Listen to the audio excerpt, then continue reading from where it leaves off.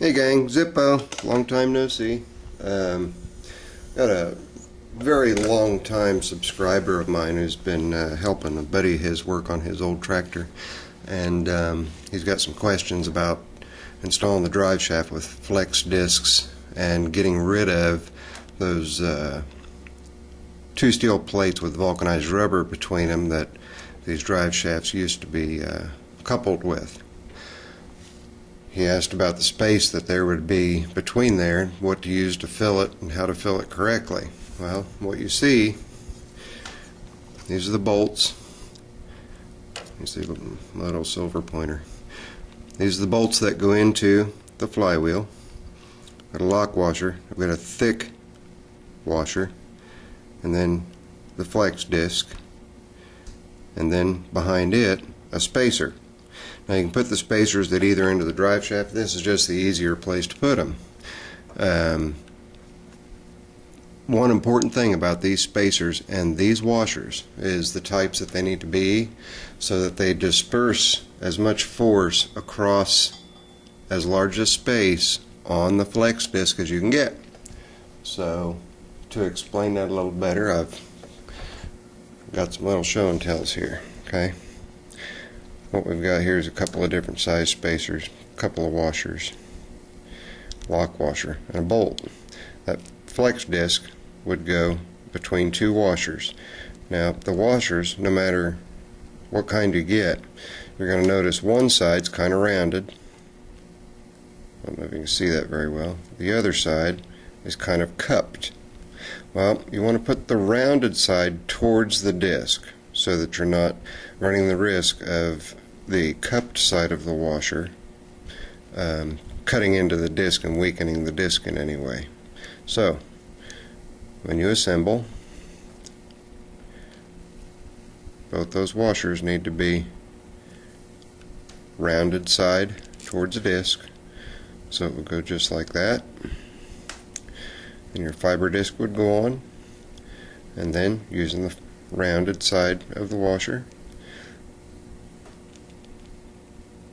would go there. That gap represents where the disc would be, and then depending on how much room you need, you're going to need to come up with spacers. What's real important about the spacers is that they have the correct inside diameter hole. The outside diameter doesn't matter as long as it's matched on both sides. If you've got something that's got a real thick wall, say 1/4 inch or better, use the same thing on the opposite side, because it will throw the balance off of the flywheel and the drive shaft and cause you irreparable damages. So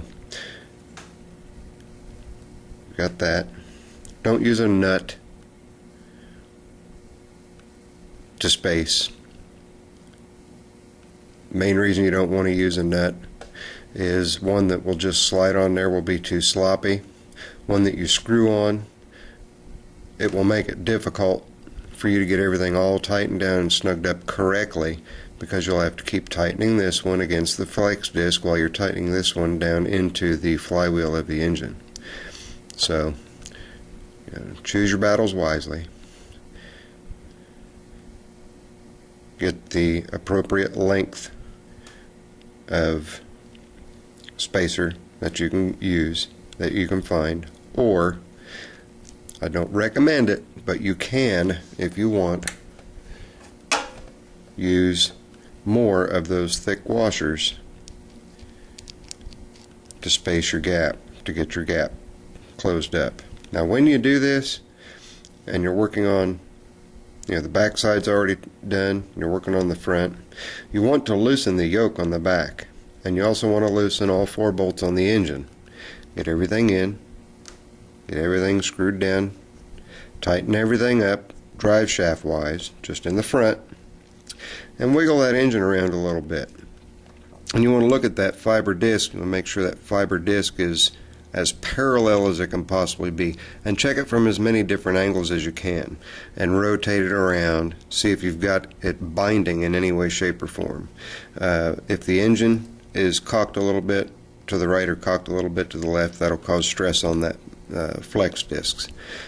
So you want to make sure that it's good and square. Once you get this front one good and square, you get about a 99% chance the one in the back is square also. You've taken the stress off of the rear disc by loosening the yoke.